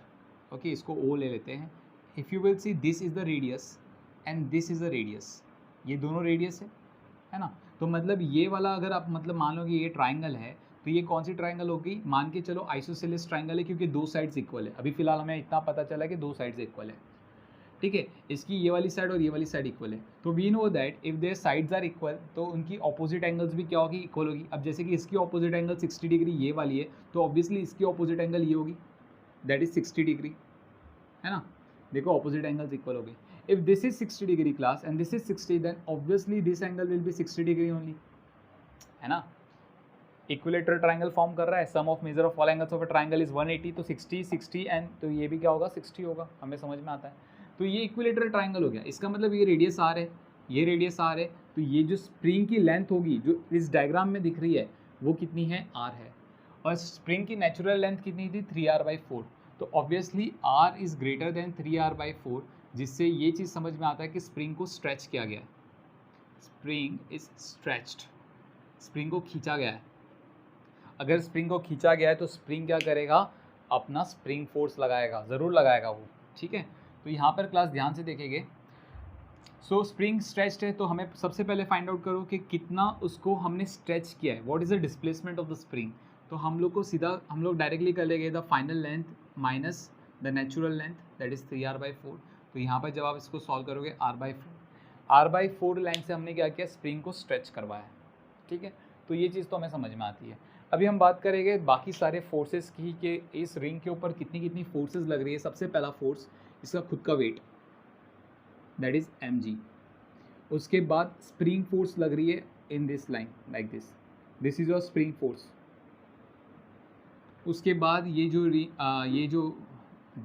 जो आप बोल सकते हो ये बड़ा वाला रिंग है, ये यहाँ पर क्या कर रहा है, इसको एक नॉर्मल रिएक्शन प्रोवाइड करेगा in this direction. So this is the normal reaction M. तो ये सारी फोर्सेस लग रही है यहाँ पर। ठीक है class, now if you will C listen it carefully, यहाँ पर आप इस रिंग का एक टेंजेंट बना दोगे। जैसे कि मतलब मान लो ये टेंजेंट है, this is the tangent. If this is the tangent and if you will see this is the radius. हमें पता है टेंजेंट और रेडियस के बीच में हमेशा कितनी एंगल होती है, 90 degree at a certain point. एक ही पॉइंट पे अगर आप रेडियस बनाओगे और टेंजेंट बनाओगे उसी पॉइंट से, तो हमेशा आपको 90 डिग्री मिलेगा। तो हम क्या करेंगे, ये टेंजेंट मैंने इसके लिए बनाया क्योंकि मैं चाहता हूँ आप इस टेंजेंट को एक्स एक्सिस ले लो and the line perpendicular to the tangent is my y axis. तो हम सारे फोर्सेस को एक्स और वाई एक्सिस पे रिजॉल्व करेंगे। अभी सारी फोर्सेस को हम किस पे रिजॉल्व करेंगे, एक्स एंड वाई एक्सिस पे। ठीक है, तो यहाँ पर जब आप देखोगे ये mg है। सबसे पहले एक चीज़ समझो क्लास, वी नो दैट ये वाली जो लाइन है, ये वाली जो लाइन दिख रही है आपको, ओके, ये टेंजेंट के साथ कितना एंगल बना रही है, 90। तो ऑब्वियसली आपका ये एंगल 90 है। इफ़ दिस एंगल इज़ 90 जिसमें से ये 60 है, तो ये वाली एंगल कितनी हो गई, 30 डिग्री हो गई। सही है, ये वाली एंगल आपकी कितनी हो गई, 30 डिग्री हो गई। सो हमें इतना पता चल गया कि स्प्रिंग फोर्स इस लाइन के साथ मतलब टेंजेंट के साथ कितना एंगल बना रहा है, 30 डिग्री का एंगल बना रहा है। ये एक चीज़ क्लियर हो गई, करेक्ट। आई होप आपको भी समझ में आ गया होगा। सो दिस इज 30। तो स्प्रिंग फोर्स को हम सबसे पहले रिजॉल्व कर देंगे। तो यहाँ पर एफ एस जो स्प्रिंग फोर्स है, आप इसको रिजॉल्व कर सकते हो into two components. Let me show with red pen. तो यहाँ पर स्प्रिंग फोर्स को मैंने रिजॉल्व कर दिया, one along this line, this is F S cos 30 बोल दो, एंड दिस वन एक तो ये वाली लाइन हो जाएगी, and this is F S sine 30। ठीक है, एन को रिजॉल्व करने की ज़रूरत नहीं, एन खुद ऑलरेडी वाई एक्सिस पे लाई कर रहा है। ठीक है, अभी हमें किसको रिजॉल्व करना है, एम जी को रिजॉल्व करना है। क्लास हमें किसको रिजॉल्व करना है, अभी एम जी को रिजॉल्व करना है। तो हम यहाँ पर ध्यान से देखेंगे that we know that this is 60, this is 30, तो ये एंगल 90 डिग्री फॉर्म हो रही है। Clear, that thing is clear. अभी हम क्या करेंगे, हम एम जी को रिजॉल्व करेंगे into X component into in X axis and Y axis. Okay, M जी को रिजॉल्व करेंगे एक्स और वाई एक्सिस पे। तो जैसे कि आपको पता है class, if this angle is 60 degree, तो हमें पता है due to the alternate angle test ये एंगल भी आपकी 60 डिग्री हो जाएगी। इफ़ दिस एंगल इज 60 और हमने अभी अभी निकाला है ये एंगल 30 है, तो ये 60 में से ये 30 को माइनस करोगे तो आपको ये वाली एंगल 30 डिग्री मिल जाएगी। So if this angle is 30, तो एम जी को हम along this tangent and perpendicular to the tangent resolve करने वाले हैं। तो ये हो गया m g, one along this line like this and another along this line. So ये वाला जो पार्ट है मैं यहाँ पर लिख देता हूँ, it is M G cos 30 and this part becomes M G sine 30। तो ये सारी चीज़ें हो रही है। ठीक है, तो अब जब आप रिंग पे देखोगे क्लास, रिंग पे along the tangent F S cos 30 and M G sine 30 is acting in one direction only. तो यही दोनों फोर्सेज रिस्पॉन्सिबल होता है इस रिंग को नीचे खींचने में along the tangent. So therefore I will write down that net force in x direction is nothing but what, net force in x direction is nothing but fs cos 30 plus mg, मैं यहाँ पर लिख देता हूँ fs cos 30 plus mg cos 30 which is nothing but what, mass into tangential acceleration, है ना। यहाँ पर जो भी एक्सेलरेशन उसकी होगी वो देखो, ये दोनों फोर्सेस किस पे लग रहा है, टेंजेंट पे लग रहा है। तो ऑब्वियसली जो भी एक्सेलरेशन होगी उसी एक्सेलरेशन को हम टेंजेंशियल एक्सेलरेशन बोलेंगे। तो हमें यही चीज़ पता करनी है, टेंजेंशियल एक्सेलरेशन। सबसे पहले हम बात करेंगे एफ एस की। एफ एस क्या होता है, के एक्स होता है। के का वैल्यू हम लोग को दिया गया है एम जी बाई आर, और एक्स का वैल्यू कितना है, आर बाई 4। तो this and this gate cancel, तो कितना मिल रहा है, एम जी बाई 4, है ना। तो एफ एस की वैल्यू आ गई। चलो एफ एस की वैल्यू आ रही है एम जी बाई 4। कॉस 30 हमें पता है √3/2 होता है। M G cos 30 again √3/2 which is equals to m into 80। m and m get cancel। यहाँ पर हम लोग एलसीएम ले लेंगे, 4 से मल्टीप्लाई करूँगा तो यहाँ पर डिनोमिनेटर में तो 8 हो गया, 4 2 8, and 4g root 3 plus g root 3 becomes 5g root 3, correct, which is nothing but your tangential acceleration. So ये वैल्यू आ रही है हमें tangential acceleration की, करेक्ट. नेक्स्ट इन्होंने बोला था नॉर्मल रिएक्शन भी पता करो.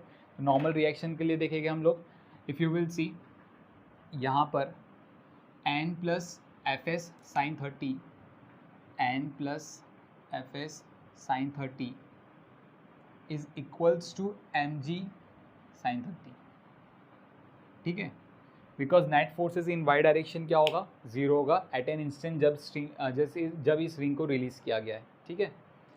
सो यहाँ पर कोई भी एक्सेलरेशन नहीं होगा along this direction in the initial cases, क्योंकि जैसे ही मैंने स्प्रिंग को रिलीज, सी दो टाइप की एक्सेलरेशन होती है क्लास, अगर कोई ऑब्जेक्ट सर्कुलर मोशन बनाती है, एक होती है टेंजेंशियल एक्सेलरेशन और दूसरी होती है radial acceleration. Okay, radial acceleration means acceleration on the radius, acceleration on the radius. तो यहाँ पर रेडियल एक्सेलरेशन जीरो है. मैं क्यों जीरो बोल रहा हूँ, रेडियल एक्सेलरेशन का एक फॉर्मूला होता है v²/r. जब आपने रिंग को रिलीज किया है तो ऑब्वियसली वेलोसिटी कितनी है, वेलोसिटी जीरो है.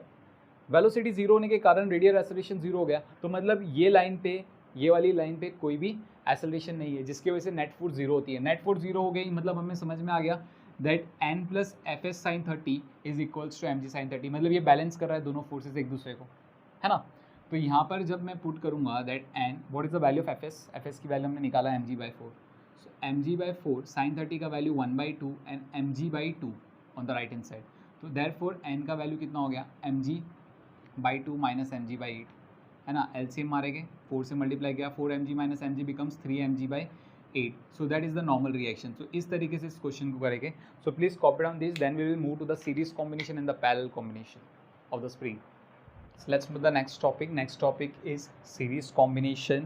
As I hope you guys know what is series combination and what is a parallel combination. जैसे कि आपने लोअर स्टैंडर्ड में पढ़ा है resistance in series and resistance in parallel, तो यहाँ पर भी कुछ इसी तरीके से है, spring in series and spring is in parallel. तो जैसे कि आप यहाँ पर देखोगे what is series combination, one spring is connected just after the other spring. Okay, कोई एक स्प्रिंग, जैसे कि आप यहाँ पर देख रहे हो, स्प्रिंग का कुछ इस तरीके से अगर आपने कनेक्ट किया तो ऐसी टाइप की कॉम्बिनेशन को हम लोग बोलते हैं स्प्रिंग सीरीज कॉम्बिनेशन, ठीक है. So springs are connected in series one after other. Okay, one after other. If springs are connected one after other then such type of combination is known as a series combination. तो यहाँ पर हमें क्या देखना है, if suppose this is spring whose spring constant is k1, this is a spring whose spring constant is k2 and this is a block m is connected. तो यहाँ पर जब आप देखोगे हमने यहाँ पर क्या किया, सी हियर, मैंने इस ब्लॉक के ऊपर एक फोर्स लगा दिया F, जिसकी वजह से इस ब्लॉक का कुछ डिस्प्लेसमेंट हो गया. जैसे कि आप देखोगे ये स्प्रिंग थोड़ी सी एलोंगेट हुई और इस ब्लॉक का कुछ डिस्प्लेसमेंट हो गया. F फोर्स लगाने की वजह से इस ब्लॉक में कुछ डिस्प्लेसमेंट आ गई. जैसे कि अगर मैं यहाँ पर बताऊँ तो इस ब्लॉक में कितनी की डिस्प्लेसमेंट है, x की डिस्प्लेसमेंट है, ठीक है. ये x की डिस्प्लेसमेंट क्यों आई, क्योंकि इस स्प्रिंग में x1 की डिस्प्लेसमेंट, ये स्प्रिंग कुछ डिस्प्लेस हुआ होगा और यहाँ पर ये स्प्रिंग भी कुछ डिस्प्लेस हुआ होगा, है ना. तो x और x1 x2 के बीच का क्या रिलेशन होगा, that x is equals to x1 plus x2, है ना. ऑब्वियसली जितना स्प्रिंग, ये वाला स्प्रिंग जितना डिस्प्लेस हुआ होगा और ये स्प्रिंग उतना जितना भी डिस्प्लेस हुआ होगा वही तो हमारा टोटल डिस्प्लेसमेंट होगा, वही हमारा टोटल डिस्प्लेसमेंट होगा. सही है. तो x का वैल्यू कितना हो गया, x1 प्लस x2, ये समझ में आता है. तो मेरा क्वेश्चन ये है कि मतलब मान लो इन दोनों स्प्रिंग की जगह मैंने एक ऐसा स्प्रिंग लिया जिसका स्प्रिंग कांस्टेंट k है. ओके, तो मैं क्या करूँगा, इस ब्लॉक के ऊपर भी मैं एक फोर्स F ही डालूंगा. जो फोर्स ये यहाँ पर मैंने अप्लाई किया था वही फोर्स मैंने यहाँ पर अप्लाई किया. मतलब मान लो यहाँ पर 25 न्यूटन अप्लाई किया था तो यहाँ पर भी 25 न्यूटन ही अप्लाई करूँगा, ठीक है. सेम फोर्स अप्लाई किया तो मुझे डिस्प्लेसमेंट भी सेम मिला, तो मुझे मेरा क्वेश्चन ये है कि जब मैंने सेम फोर्स अप्लाई किया और मुझे जो डिस्प्लेसमेंट था वो डिस्प्लेसमेंट भी मुझे सेम मिला, दैट इज x डिस्प्लेसमेंट, है ना. If I will apply the same force for the same displacement, तो जो स्प्रिंग होगा उसका स्प्रिंग कांस्टेंट क्या होना चाहिए. So this spring constant is nothing but the equivalent spring constant, इन दोनों का equivalent spring constant. Okay, understood. To produce the same force for the same displacement, what should be the value of spring constant for this spring. इस spring की spring constant क्या होनी चाहिए, है ना. यहाँ पर भी देखो फोर्स F लगाया तो डिस्प्लेसमेंट x मिला. F फोर्स लगाने की वजह से डिस्प्लेसमेंट क्या था, x था और स्प्रिंग कांस्टेंट हमें दी गई थी. तो यहाँ पर मेरा क्वेश्चन क्या है, ये मेरा क्वेश्चन ये है कि यहाँ पर इन दोनों स्प्रिंग्स को मैं ऐसी कौन सी स्प्रिंग से रिप्लेस करूँ जिस स्प्रिंग पे मैं फोर्स F लगाऊंगा तो डिस्प्लेसमेंट भी x ही होगा, है ना। तो मुझे उस स्प्रिंग की स्प्रिंग कांस्टेंट पता लगाना है, तो ये मेरा सवाल है, सही है। तो यहाँ पर क्लास ध्यान से देखेंगे हम लोग, if you will C. Okay, so come back over here, इस डायग्राम पे आ जाएंगे। तो हमें पता है जैसे ही मैंने इस ब्लॉक को बाहर की तरफ खींचा तो इस स्प्रिंग में, ये वाली जो स्प्रिंग है इसमें डिस्प्लेसमेंट हुआ। ऑब्वियसली अगर इसमें डिस्प्लेसमेंट हुआ तो ये क्या जनरेट करेगा, स्प्रिंग फोर्स बनाएगा, है ना। इसकी स्प्रिंग फोर्स की वैल्यू कितनी होगी, लिख देते हैं चलो Fs1, इसकी स्प्रिंग फोर्स की वैल्यू कितनी होगी K1x1। अभी जब मैं सेकेंड स्प्रिंग की बात करूंगा तो सेकेंड स्प्रिंग पे भी तो डिस्प्लेसमेंट था, तो उसमें भी तो स्प्रिंग फोर्स सेटअप हो जाएगा, दैट इज K2x2, करेक्ट। तो इसमें कितना फोर्स सेटअप हुआ K1x1, और इसमें कितना फोर्स सेटअप हुआ K2x2, ये दो फोर्सेस सेटअप हो रही है। Now class listen it carefully, यहाँ पर मैं इस स्प्रिंग का ये सिर्फ एक पॉइंट देखूंगा, ये पॉइंट को देखो आप, ये पॉइंट को ऑब्जर्व करो। तो जब मैं ये पॉइंट को ऑब्जर्व कर रहा हूँ, इस पॉइंट पे दो फोर्सेस लग रही है। ये स्प्रिंग इस पॉइंट को राइट की तरफ खींचना चाहता है विद अ फोर्स Fs2, और ये वाला स्प्रिंग इस पॉइंट को लेफ्ट की तरफ खींचना चाहता है विद अ फोर्स Fs1, है ना। तो यहाँ पर जब मैं बात करूँगा तो ये पूरा इक्विलिब्रियम कंडीशन में है, तो therefore I will write down that Fs1 is equals to Fs2। क्योंकि ये पॉइंट हमारी मासलेस पॉइंट है, तो आप नेट फोर्स भी लगाओगे तो mass into acceleration, mass zero है जिसकी वजह से नेट फोर्स जीरो होगी। नेट फोर्स जीरो मतलब left side force is equals to right side force. Fs1 का वैल्यू कितना है K1x1, Fs2 का वैल्यू कितना है K2x2, तो मैंने पुट कर दिया K2x2, है ना। So I will say that this is my equation number 2, और यहाँ पर जो आ रही है ये मेरी इक्वेशन नंबर 1 है, सही है। तो ये सारी सिचुएशन सेटअप हो रही है। अभी क्लास यहाँ पर ध्यान से देखो, कम बैक ओवर हियर। अब इस ब्लॉक पे आ जाओ, ये जो ब्लॉक है, this block whose mass is m, इस पे फोर्स कितनी लगा रहे हैं हम, F लगा रहे हैं, लेकिन ये जो सेकेंड स्प्रिंग है ये इसके ऊपर Fs2 फोर्स लगाएगी ना। ये देखो सेकेंड स्प्रिंग इस ब्लॉक को अंदर की तरफ खींचेगी विद द फोर्स Fs2, सही है। तो Fs2 की बात करेंगे यहाँ पर, so F is equals to Fs2, ये चीज़ आ रही है। And what is the value of Fs2, it is K2x2, तो मैं यहाँ पर लिख दूंगा K2x2, that is the value of F which is equals to K2x2। I will say this is my equation number 3। Now come back in this diagram. तो इस diagram में हमने माना है कि ये इस वाली स्प्रिंग है, इसकी स्प्रिंग कांस्टेंट कितनी है K इक्विवेलेंट। तो यहाँ पर जब मैं बात करूँगा इस ब्लॉक की जिसका मास m था, सेम मास था, तो जब मैं इस ब्लॉक की बात करूँगा तो ये ब्लॉक है उस मास इज m जिस पे अप्लाइड फोर्स F है, applied force, and left hand side force is spring force Fs। और ये जो स्प्रिंग फोर्स होगी आपको पता है ये स्प्रिंग फोर्स कितनी होगी, इसमें डिस्प्लेसमेंट कितनी है x है, और स्प्रिंग कांस्टेंट कितना है K इक्विवेलेंट, तो K इक्विवेलेंट x। तो यहाँ पर जब आप देखोगे F का value which is nothing but Fs ना, equilibrium condition, F is equals to Fs, so which is Fs की वैल्यू कितनी है K इक्विवेलेंट इंटू x। तो यहाँ पर ये जो F की वैल्यू वो यहाँ पर पुट करेंगे, सो देयरफॉर क्या हो गया K equivalent x which is equals to K2x2। सो ये मुझे एक इक्वेशन आ रही है, this is my equation number 4। तो ये कुछ इक्वेशंस हमें मिल रही है, यहाँ पर लिख देते हैं इक्वेशन नंबर 4। ओके, तो ऐसी कुछ इक्वेशन मिल रही है। तो क्लास यहाँ पर आ जाओ वापस से, x1 की वैल्यू में क्या लिखूंगा यहाँ से x माइनस x2, है ना, x2 को लेफ्ट हैंड साइड भेज दिया। तो यहाँ पर जो भी x1 की वैल्यू आ रही है वो मैं यहाँ पर पुट करूँगा। सो देयरफॉर K1 x1 की जगह में क्या पुट करूँगा, x माइनस x2, तो x minus x2 which is equals to K2x2, सही है। ब्रैकेट्स ओपन करेंगे, तो ब्रैकेट्स ओपन करने मैं यहाँ पर लिख देता हूँ, ब्रैकेट्स ओपन करेंगे, so K1x minus K1x2 which is equals to K2x2, so therefore K1x is equals to K2x2 plus K1x2, है ना, which is equals to यहाँ पर K2 plus K1 into x2 that is K1x, है ना।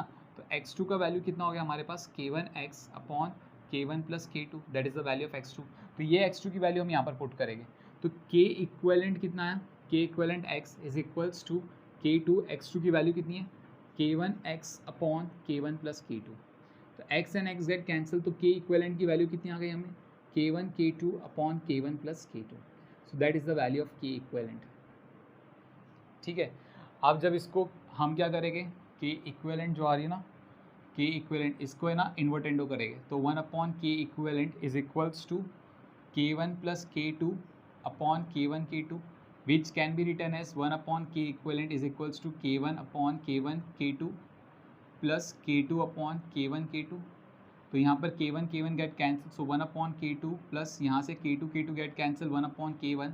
This is the value of 1 upon k equivalent, so 1 upon k equivalent comes out to be 1 upon k1 plus 1 upon k2, so that is the equivalent spring constant. तो इस तरीके से हम निकालते हैं। I hope you understood this, please copy down, then will move to the parallel combination.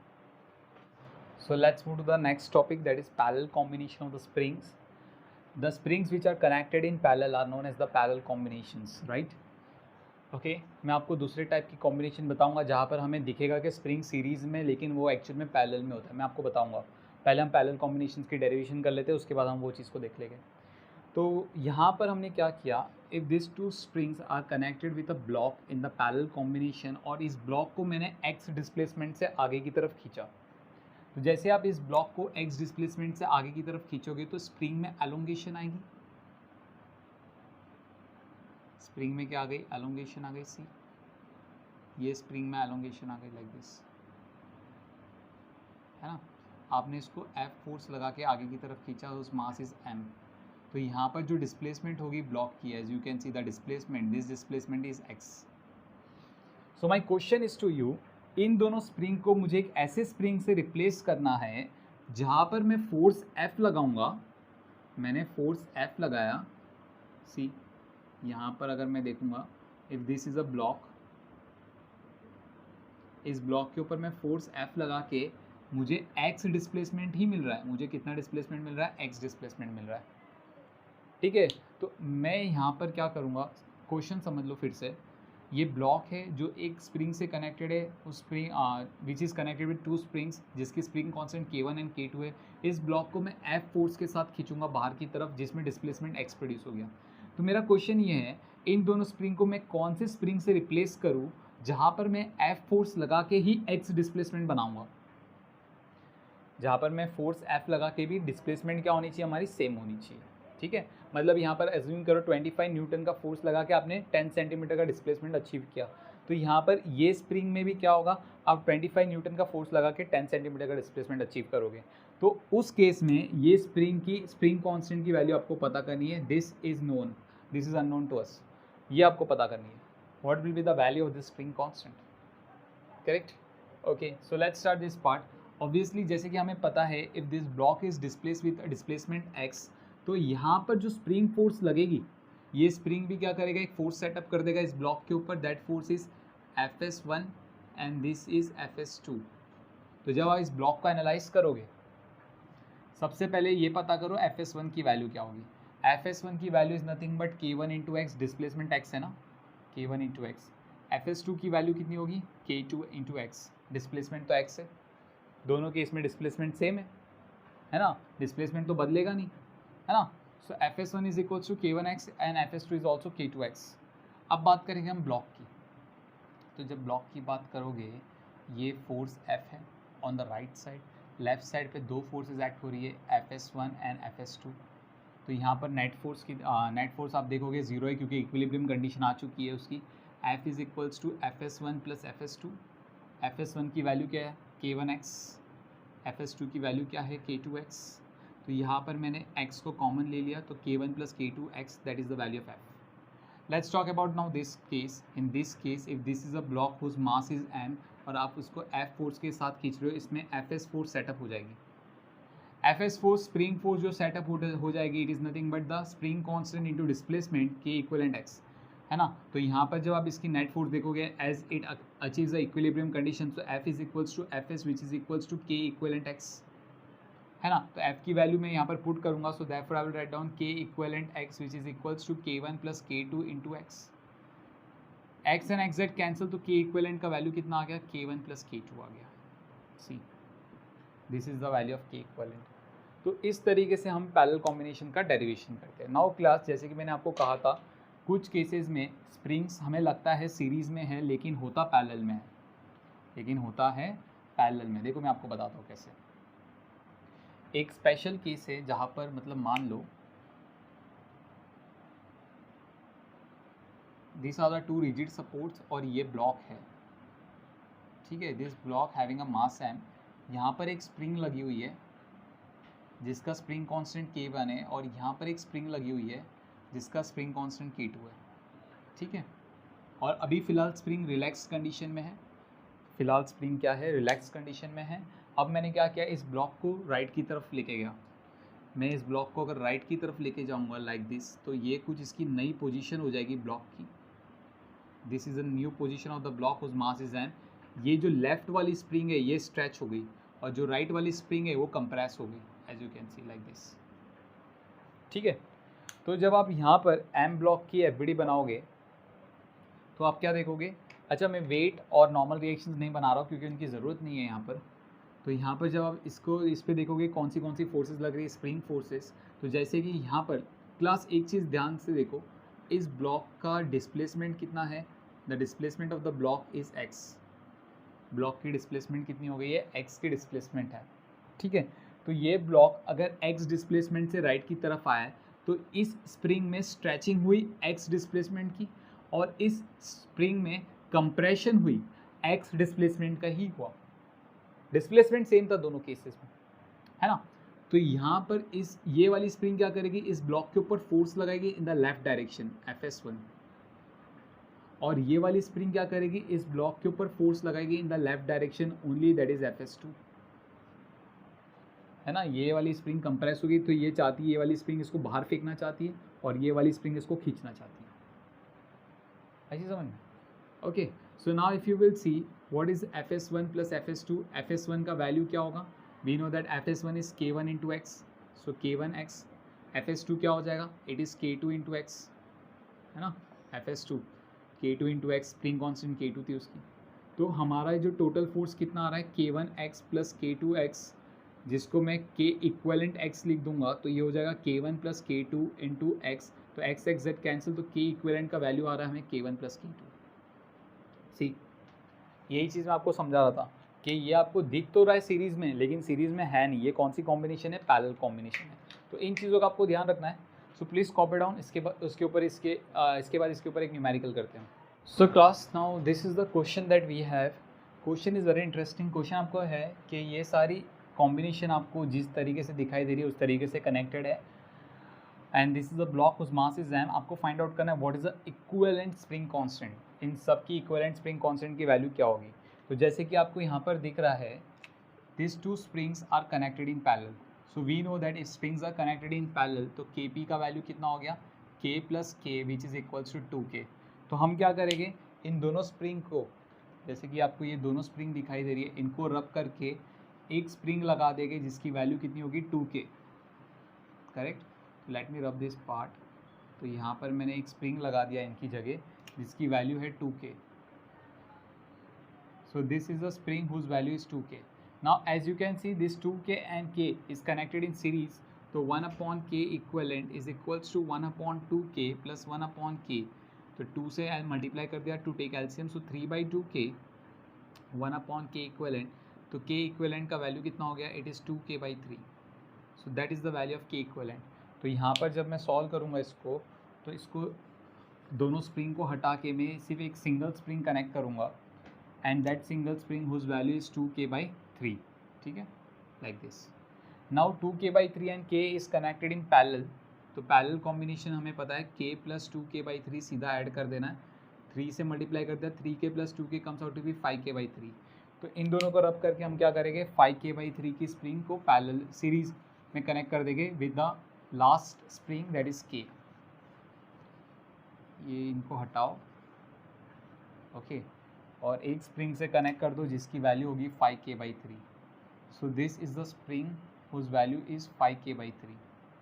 So now if this spring and this spring is connected in series again, so 1/K equivalent is equals to 1/5K/3 plus 1/K। ये 3 ऊपर आ गया, सो 3/5K plus 1/K, 5 से मैंने multiply कर दिया, सो this is the value of 1/K equivalent. So K equivalent की value कितनी हो जाएगी, 5K/8। So that is the value of K equivalent 5K/8। तो मतलब फाइनली आप सब स्प्रिंग को रिप्लेस कर दो विथ अ सिंगल स्प्रिंग जिसकी वैल्यू कितनी होनी चाहिए, 5K/8, which will produce the same effect as produce by all the springs.